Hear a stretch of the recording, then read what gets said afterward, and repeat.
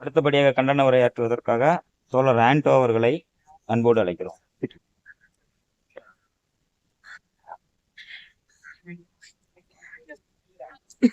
தோழர்களே, தமிழ்நாடு அரசொலி சங்கம் சார்பில் இன்று நம்முடன் பணிபுரிந்து நம்முடைய அலெக்சாண்டர் அவருடைய மரணத்திற்கு ஒரு நீதி கேட்டு இன்று எல்லா வட்டக்கிளையிலும் ஒரு ஆர்ப்பாட்டம் நடத்தி அதை தொடர்ச்சியாக இன்று நம்ம தூத்துக்குடி வட்டக்கிளையை இங்கு நடக்குது.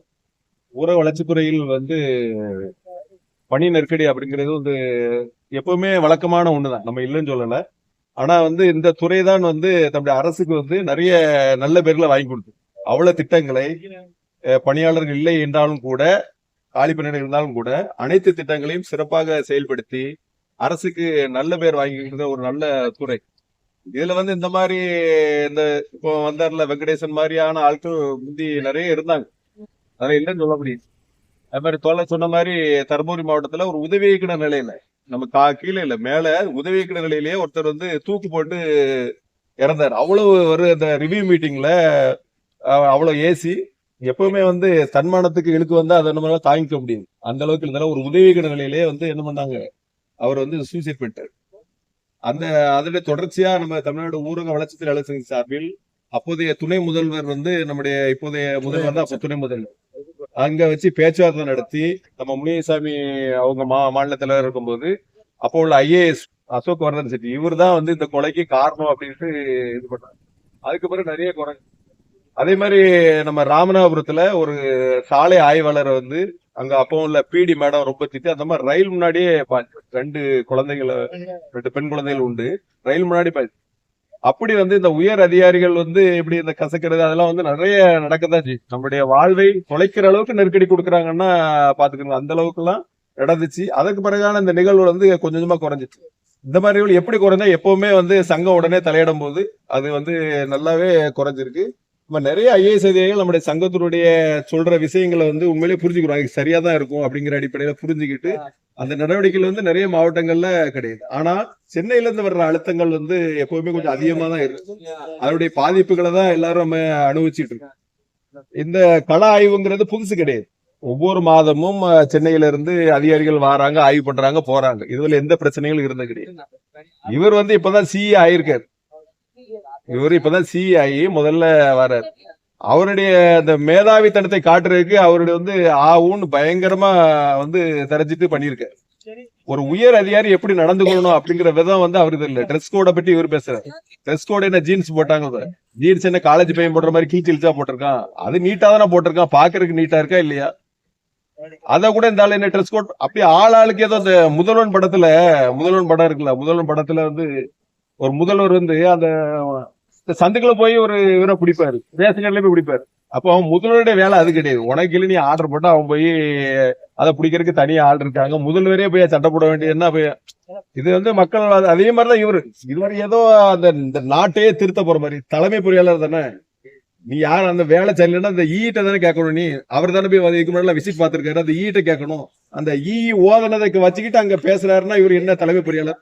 உனக்கு ஒரு இதே கிடையாது. என்ன சொல்றது, நம்ம ஒரு நிர்வாக திறமே இல்லாதான் நீ கீழே உள்ள ஆள்கிட்ட போய் பேசிட்டு, நீ யார்கிட்ட பேசணும், ஈட்டில பேசணும். அவரு இல்ல தப்பிக்கிறதுக்காக எல்லாத்தையுமே கீழே உள்ளவங்க தான் ஒழுங்கா செய்யல, கீழே உள்ளவங்களை மேய்க்கிறது தானே மாவட்டத்துல வச்சிருக்கு.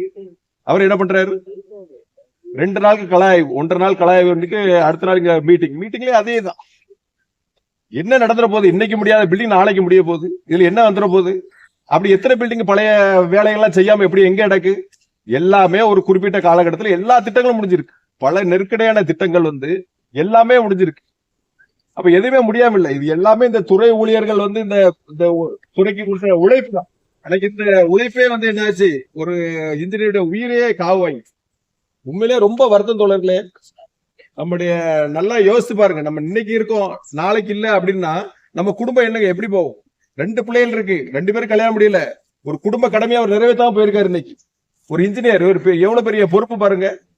ஆனாலும் ஏதாவது நடக்காம இருக்க போதா? அவர் குடும்பம் தான் இன்னைக்கு அழுதுட்டு இருக்கு. எல்லா வேலையும் நடக்குது, ரிப்போர்ட் போகுது, அடுத்த பில்டிங் நடக்குது, இன்னைக்கு VC நடக்குது, எல்லாமே நடக்குது. அன்னைக்கு அவர் இறந்த அன்னைக்கே ஓவர்சீலுக்கு மீட்டிங் போட்டு ரிவ்யூ பண்ணிட்டு இருக்கு. கொஞ்சம் கூட ஒரு மனிதாவினே கிடையாது. உன் கூட வேலை பார்த்த ஒருத்தர் இறந்துட்டாயா, அவனுக்கு அஞ்சலி செலுத்தணுமா? அன்னைக்கு மீட்டிங் நீ நடத்தாம இருக்கணுமா வேண்டாமா? நடத்துறாரு. இதே நம்ம வேடிக்கை பார்த்துதான் இருக்கோம். உண்மையிலே ஒரு பெரிய வருத்தம். பிரதமர் யாராவது வந்து பெரிய தலைவர் இருந்தா யாரு நம்ம லீவ் விடுவாங்க அன்னைக்கு. இன்னைக்கு எல்லாரும் போய் அங்க இருந்துச்சுனாங்கள கலந்து கொள்ள போறோமா? அப்படி அவரு இந்த நாட்டுக்காட்டிய சேவையை வந்து நம்ம நினைவு கூறுவதற்காக அன்னைக்கு வந்து அஞ்சலி செலுத்துறதுக்காக ஒரு நாள் இருக்கு. அதே மாதிரிதான் அந்த இன்ஜினியர் நம்ம துறையில வேலை பார்த்து இறந்துட்டாருன்னா அன்னைக்கு மீட்டிங் எல்லாம் போஸ்ட்போன் பண்ணிருக்க வேணுமா வேண்டாமா? நடக்கல. மீட்டிங் என்ன நடக்க போகுது? வார மீட்டிங் எடுத்து என்னங்க நடக்கிறது தான் நடக்கும். அப்ப இந்த தலைமை பொறியாளருக்கு தெரியணும். ஒரு நாளுக்கு நாலு டைல்ஸ் 500 ரூபாய்க்கு நம்ம லோகோ டைல்ஸ் வாங்கிட்டு இருக்கோம்.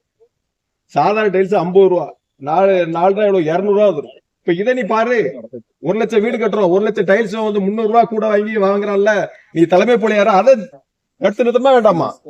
200 தான் வரும் சார், 500 ரூபா வந்து சொல்றான், அது முடியாது அப்படி சொல்ல முடியுமா உங்களால? நல்லா தெரிஞ்சுக்க தோழர்களே, நம்ம வந்து இன்ஜினியர் ஆலஞ்சர்தான், மாவட்டத்தில் அதிகாரி தான், ஒரு பெரிய கோடிக்கணக்கில் பாலம் எடுக்கிற ரோடு பாக்குற கான்ட்ராக்டர் நம்ம இது பண்ணவே முடியாது. அவன் இஷ்டப்படிதான் வேலை செய்வான், யார் சொன்னாலும் கேட்க மாட்டான். இதான் யதார்த்தம். அதையும் தாண்டி நம்ம எம்ப்ளாயிஸ் வந்து அந்த தரத்தை மெயின்டைன் பண்றதுக்காக என்னென்னமோ செஞ்சு அந்த வேலைகளை மெயின்டைன் பண்றாங்க. நீங்க எந்த வேலைய தரம் குறைஞ்சுன்னு காட்டுங்க. ஸ்டேட் லெவல் எஸ்கியூஎம் அப்படிங்கறது மாசம் வராங்க. மாசம் வந்து எல்லா பணிகளையும் ஆய்வு செய்யறாங்க. இதே யூரா பார்த்த இதே எஸ்கியூஎம் டீம் வந்து பாக்கதான் செய்யுது. அப்ப அவங்க எல்லாம் ஒழுங்கா பாக்கலையா? உங்களுடைய மேதாவி தனத்துக்கு ஒரு இன்ஜினியர் நீ பழியா இருக்கு, இதை உணர்ந்துருக்கு. அப்புறம் என்ன, அவர் வந்து அடக்கத்துக்கு வந்தார், எஸ்சி வந்து அடக்கத்துக்கு வந்தார். வந்த உடனே வந்து அட்டர்மெண்ட் போன பிறகு நாங்க அவர்கிட்ட டிஎன்ஜே சார்பில் நிர்வாகிகள் வந்து அவர்கிட்ட சொன்னது, அந்த பிள்ளைகளுடைய முகத்தை பாருங்க, அந்த பிள்ளைகளுடைய கண்ணீரை பாருங்க, நீங்க அடுத்த இடத்துல ஏசும் போது இந்த குழந்தைகளுடைய கண்ணீரை நீங்க பாத்துக்கிறீங்க, பாத்துட்டு ஏசுங்க, அதை நினைவுல வச்சு ஏசுங்க அப்படின்னு சொன்னோம். அவர் அப்படி ஸ்டன்னாகி நிக்காரு. அவர் என்ன கேட்கிறாரு, ரிவ்யூனா நான் வந்து குறை இருந்தா சொல்லத்தானே செய்வேன், அவரு இருக்கு நீங்க எது ரெக்கார்டு இருக்கா அப்படின்னு கேட்கணும். எப்படிங்க ரெக்கார்டு கொடுக்க முடியும்? மன உளைச்சலுக்கு என்ன ரெக்கார்டு? மன உளைச்சல் ரெக்கார்டு இருக்கு. டிஆர்டி வந்து இப்ப யாரெல்லாம் அந்த ஆய்வுல இருந்தாங்க அப்படின்னு விசாரணை பண்ண சொல்லுங்க. விசாரணை பண்ணா அவர் கூட ஆய்வுல இருந்தவங்க எந்த அளவுக்கு மன உளைச்சல பாதிக்கப்பட்டாரு அப்படின்னு சொல்லுவாங்க. ஆதாரம் இருக்கு, விசாரணை பண்ணுங்க, கண்டிப்பா இருக்கு. அவர் மேல நடவடிக்கை எடுக்கணும், விட முடியாது. ஒரு உயிரை கொண்டவரை விட முடியாது. இனிமே அடுத்த இடத்துல ஒழுங்கா இருப்பார். ஆனா அது ஒரு உயிரை இழந்த பிறகுதான் அந்த அவர் அமைதி வரணும்னு அதை ஏத்துக்க முடியாதுல்ல. இதை கண்டிப்பா உண்மையிலே கடுமையா வன்மையா கண்டிக்கிறோம். இதை நம்ம சும்மா விடப்போறே கிடையாது. அடுத்து நம்ம சிஐடிக்கு சொல்ல போறோம், நம்ம கவர்மெண்ட் செக்ரட்டரி நேரத்தே சொல்லிட்டோம். திருப்பி இந்த ஆர்ப்பாட்டத்தின் பிறகு நம்ம கண்டிப்பா அதை விடப்போறே கிடையாது. நம்ம ஈயும் சாதாரண ஆள் கிடையாது, போட்டு கொடுக்கறதுக்கே இருக்காரு. இப்படி ஒரு பொழைப்பு தேவையான் இருக்கு. மூணாவது நேரம் இப்போ இன்ஜினியர் இங்க ஈயா இருக்காரு. இதுக்கு முன்னால நல்லாதான் இருந்திருக்காரு, நம்ம மாற்றத்தில் இல்லை. ஆனா வெர்சன் 3.0 படு மோசம் அப்படின்னு யார் சொன்னா? அலெக்சாரே என்கிட்ட சொன்ன ஒரு மீட்டிங்ல வந்து கடுமையா ஏசிட்டு இருக்காரு. அப்ப நானும் அவரும் ரெஸ்ட் ரூம் புறக்க வெளியே வந்தோம். அப்ப அவர் சொன்னது, அலெக்சாரே சொல்றாரு, சார் சாருடைய 3.0 படு மோசமா இருக்கு அப்படின்னு சொல்லி சிரிச்சுக்கிட்டே சொல்றாரு. எப்பவும் ஒரு புன்னகை போகக்கூடிய மனிதன். நான் உண்மையிலே அது ரொம்ப வருத்தமா இருக்கு. அவரு மோசமா இருக்குன்னு சொன்னாரு, இன்னைக்கு அவர் உயிரையே அது காவு வாங்கிட்டே அப்படிங்கிற மாதிரி உண்மையிலே ரொம்ப வருத்தப்பட்டோம். ஒரு மாவட்ட கீழே இருக்கவனை காப்பாத்தணுங்க, அதாங்க தலைமை பதவி. மாவட்ட பொறியாளர் வந்து இங்க இருக்க மத்த இன்ஜினியரை காப்பாத்துறதா உங்க வேலை, அவனை போட்டு கொடுக்கறதுக்கு வேலை கிடையாது. அப்போ நீங்க சரியில்லைன்னு அர்த்தம். கடுமையான கண்டனத்துக்குரியது, அவருடைய செயல்லாம் கடுமையான கண்டனத்துக்குரியது. அது 2 நாள் அவர் நடத்திட்டு போயிட்டாரு. அதுக்கப்புறம் 2 நாள் இவரு 2 மணி நேரம் பேசுறாருங்க.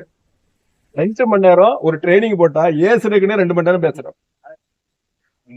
அப்ப அதோடைய அவரு வந்து எவ்வளவு ஏசி இருந்தா இவர் 2 மணி நேரம் பேசுவார், எவ்வளவு ஏசி இருந்தா இவர் 2 மணி நேரம் ஓவர் சீரியர் இன்ஜினியர் வச்சு 2 நாள் பேசுவார்னா பாத்துக்கிறீங்களேன். அப்ப அந்த அளவுக்கு அவங்க வந்து தலைமை புடையாதுதான், சரிதான், அப்படி டார்ச்சர்னாலதான் இவர் இருந்திருக்காங்க. எந்த மாற்றுக்கு கிடையாது. இல்ல விசாரணை பண்ணுங்க, அந்த இன்ஸ்பெக்ஷன்ல யார் யாரெல்லாம் இருந்தாங்களோ அவங்ககிட்ட விசாரணை பண்ணா இந்த உண்மை தகவல் தெரிய வரும், அவங்களும் நடவடிக்கை. இதுதான் அந்த சங்கத்தினுடைய கோரிக்கை. நம்ம வந்து ஏற்கனவே சொன்ன மாதிரி ஒரு ஜாப் செக்யூரிட்டி இருக்கு அப்படின்னு வரும். ஆனா உண்மையிலேயே அதுல நிரந்தர பணியாளர் இல்லைன்னா அவர் அன்னைக்கே வீட்டுக்கு போய் சொல்லியிருப்பாரு. அந்த ஒரு மனுஷன் வந்து ஒரு உயரதிகாரி வருவாங்க, இப்ப யாராவது வருவாங்க, கலெக்டர் வராங்கன்னு வச்சுருங்க, கலெக்டர் வராங்க, ஒரு இடத்துல பாக்குறாங்க, இவர் சரியில்லை, ஒரு மெமோ கொடுன்னு சொன்னா போயிடுவார்ல. இந்த ஆள் வந்து அடுத்து அந்த ஆபீஸ்ல வந்து உட்காந்துக்கிட்டு அந்த ஆளுக்கு மெமோ கொடுத்தாச்சான் கேட்குது. கொடுக்க ஏவனை கூப்பிட்டு நீ மெமோ கொடுக்கணும்னா உனக்கு மெமோ கொடுத்தோன்னு சொல்றாரு. எவ்வளவு கீழ்த்தரமான பாரு. உனக்குன்னு ஒரு தகுதி இருக்குல்ல, நீ யார்கிட்ட பேசணும்? நீ அங்க இருந்தே ஏசிட்டியோ கலெக்டரே பேசி இப்படி நடவடிக்கைன்னு சொன்னா பரவாயில்ல. ஒரு ஏவனை கூப்பிட்டு அவனுக்கு மெமோ கொடுத்தா உனக்கு மெமோ கொடுப்பேன் அப்படின்னு சொன்னா எவ்வளவு திமிர் இருக்கும் பாருங்க. இந்த அளவுக்கு ஒரு தரந்தாளத்துக்கு எல்லாருக்கும் ஒரு லிமிட் இருக்குல்ல, அவங்க லிமிட்ல தான் நிக்கணும். அது கீழே ரொம்ப இறங்கிடக்கூடாது. இறங்கி வந்தா இப்படிதான். இதை வந்து அவரு தலைமை பொறியாளர் வெங்கடேசன் அவர்களையும் மாவட்ட செயற்பொழியாளர் முருகன் அவர்களையும் நம்ம சங்கத்தின் சார்பாக வன்மையா கண்டிக்கிறோம். இவங்க மேல தமிழக அரசு விசாரணை நடத்திட்டு, நாங்க சொல்றதுனால ஒண்ணும் செய்ய வேண்டாம், உண்மையிலே விசாரணை நடத்தி அவங்க மேல வந்து குற்றச்சாட்டுகள் வந்து பதிவு பண்ணி அவங்க மேல நடவடிக்கை எடுக்கணும் அப்படிங்கறது இந்த ஆர்ப்பாட்டத்தின் வாயிலாக கேட்டுக்கொள்றோம். தமிழக அரசு வாழ்றதுக்கு வழி விடணும், ஒவ்வொருத்தரும் வாழ்றதுக்கு வழி விடணும். எங்க இன்ஜினியர் செக்ஷன்ல நிலைமை என்ன, இன்னைக்கு ஆர்ஐ போஸ்ட் எதுவுமே கிடையாது. ஒரு காங்கிரீட் போடணும்னா போய் பாக்குறதுக்கு ஆள் கிடையாது. அவ்வளவு வேலை போல ரிப்போர்ட் போடுறதுக்கே இன்ஜினியருக்கு பாதி ஆப்டே போகணும். அவ்வளவு பேரும் சொந்த காசுல 2-3 டெக்னிக்கல்ஸ் வச்சு வேலை பார்த்துட்டு இருக்காங்க. இதெல்லாம் இவருக்கு தெரியுமா தெரியாது? தலைமை பொறியாளருக்கு ஒவ்வொரு இன்ஜினியரிங் செக்ஷன் போங்க, கம்ப்யூட்டர் ஆபரேட்டர் ஒருத்தர் இருப்பான், டெக்னிக்கல் ஒவ்வொரு இன்ஜினியருக்கு 2 பேர் இருக்கான், பில் எழுதுறதுக்கு மத்த அந்த அளக்கிறதுக்கு போறதுக்கு 3 பேராவது ஒரு இன்ஜினியர் வந்து அடிஷனலா போட்டு வேலை செஞ்சுட்டு இருக்காங்க. இதெல்லாம் இந்த அவருக்கு தெரியுமே வேண்டாமா? நீ துறையை சரி பண்ணு, காலி பண்ணுங்க. ஆர்ஐ போஸ்ட்னு போடல, காங்கிரீட் டெய்லி காங்கிரீட் எடுக்கணும் வந்து எல்லாரும் ஒவ்வொரு காங்கிரீட்டும் போகணும். மாதிரி மோசமாயிட்டு கான்ட்ராக்டர் இல்லைன்னா ஒவ்வொரு யோக்கியம்னா எல்லாரும் நம்ம இருந்தா ஒழுங்கா செய்வேன், இல்லைன்னா செய்ய மாட்டோம். இவங்க டெக்னிக்கல் போட்டது அந்த வேலையில எல்லா வேலையும் நடந்துகிட்டு இருக்கு. இது எல்லாம் தெரியும், ஆனா தெரிஞ்சு தெரியாத போல அது சரியில்லை இது சரியில்லை அப்படி சொல்றத வந்து ஏத்துக்கவே முடியாது. உண்மையிலே அந்த நம்ம அலெக்சாண்டர் சார் மரணத்துக்கு நீதி கிடைக்கணும், விசாரணை பண்ணி இவங்க 2 பேரும் உரிய நடவடிக்கை என்று கேட்டுக்கொண்டு பேச வாய்ப்பு நன்றி கூறி விடைபெறுகிறேன். நன்றி, வணக்கம்.